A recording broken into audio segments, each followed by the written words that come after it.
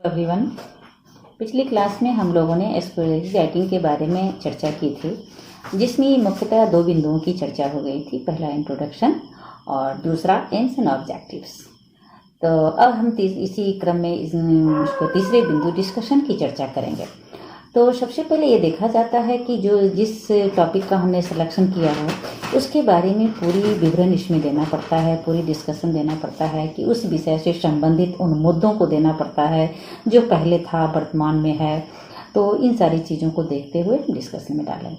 तो हमारा टॉपिक था कि महिलाओं की सामाजिक आर्थिक स्थिति पर शिक्षा की भूमिका। तो अब इसको हम कैसे लिखेंगे ये आप लोग देखिए, सुनिए ध्यान से कि इसको हम पॉइंट वाइज हम चर्चा करेंगे, जिससे आप लोगों को समझने में आसानी होगी। तो इसको जब पहला पॉइंट हमने बनाया कि वैदिक काल में महिलाओं की क्या स्थिति थी, तो वैदिक काल में महिलाओं को जो है अध्ययन करने की पूरी स्वतंत्रता थी, जिसके कारण अपाला, श्रद्धा, ईरा, सरस्वती, इंद्राणी ने अपना नाम इतिहास के पन्नों में दर्ज कर रखा है और इन्हें उच्च शिक्षा प्राप्त कर इस काल में महिलाओं को समाज के द्वारा सम्मानित किया गया, पूरे सम्मान मिला। और इसी क्रम को बढ़ाते हुए उत्तर वैदिक काल में महिलाओं की क्या स्थिति थी, इसके बारे में हम अब चर्चा करेंगे। उत्तर वैदिक काल को हम ब्राह्मणीय शिक्षा भी कहते हैं। उत्तर वैदिक काल में जिसे कि उसको हम पुरोहित काल भी कहते हैं, उपनिषद का काल भी कहते हैं। तो उत्तर काल में जो शिक्षा दी जाती थी वो ज़्यादातर आध्यात्मिक थी। यज्ञ, हवन, कर्मकांड, ये सब इत्यादि विषयों का अध्ययन किया जाता था। और जो ब्राह्मण, जो पुरोहित जो वाक्य बोल देते थे वो ब्रह्म वाक्य होता था और जनसाधारण को उन बातों को अनुपालन करना पड़ता था।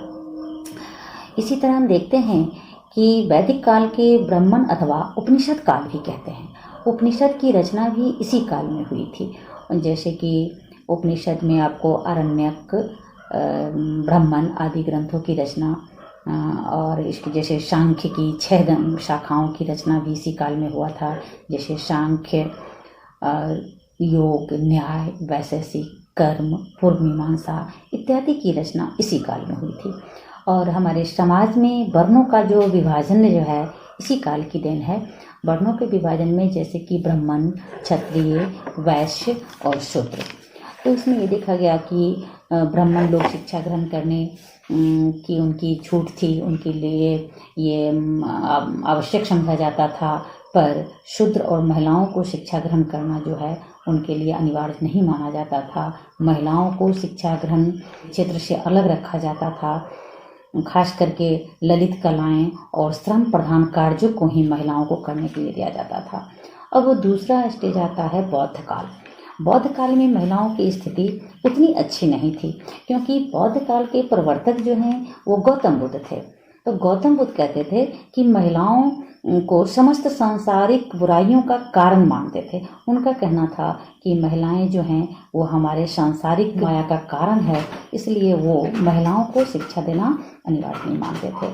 और उनका यहाँ तक था कि वो अपने संघ में महिलाओं को प्रवेश निषेध किए हुए थे। कुछ कहने सुनने के बाद उन्होंने महिलाओं को प्रवेश के लिए अनुमति दी, लेकिन बाद में चलकर जो है वो उनका कहना था कि जो महिलाएं संघ में प्रवेश करेंगी वो उनके संघ के सारे नियमों को कठोरतापूर्वक पालन करेंगी, तभी उनको संघ में प्रवेश किया जाएगा। उनका नियम था कि ये अकेले में भिक्षुक से नहीं मिल सकती हैं।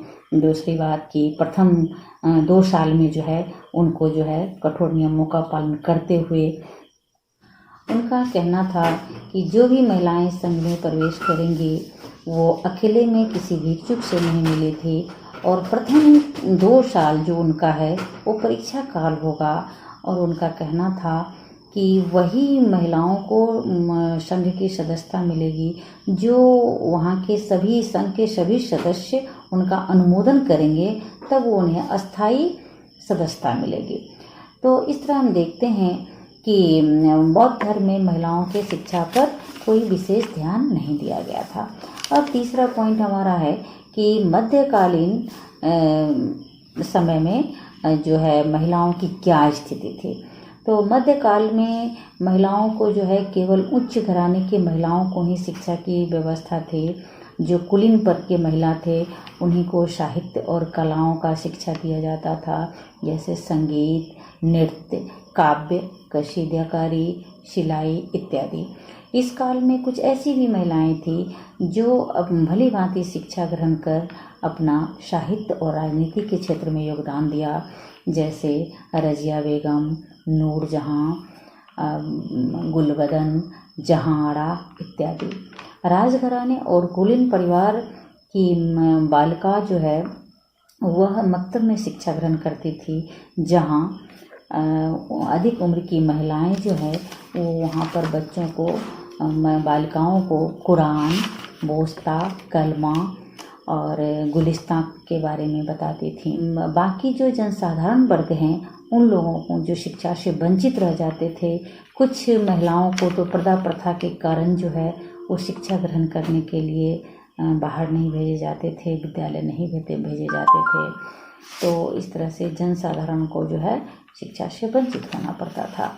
अब हम देखते हैं कि हमारा ये डिस्कशन का जो पॉइंट है यह 4-5 पैराग्राफ में अच्छे से आ जाएगा, और इसके बारे में जब हम ये 4-5 पैराग्राफ ख़त्म होता है तो उसके बाद हम देखेंगे कि अगले क्लास में हम लोग समरी के बारे में चर्चा करेंगे, और जो कि मेरा चौथा पॉइंट होगा, और 5वां पॉइंट कमेंट्स एंड ओपिनियन होगा।